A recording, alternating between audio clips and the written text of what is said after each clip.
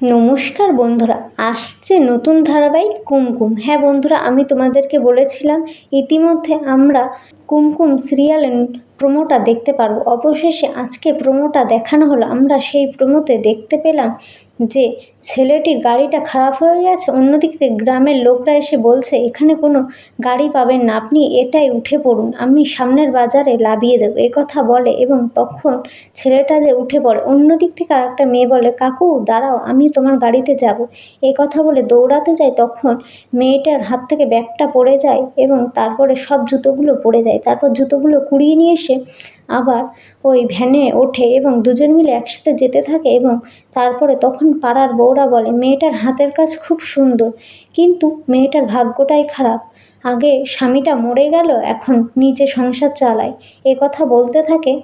কথা তখন ছেলেটা শুনে এবং বলে আপনার নামটা কি? তখন মেয়েটা বলে কুমকুম।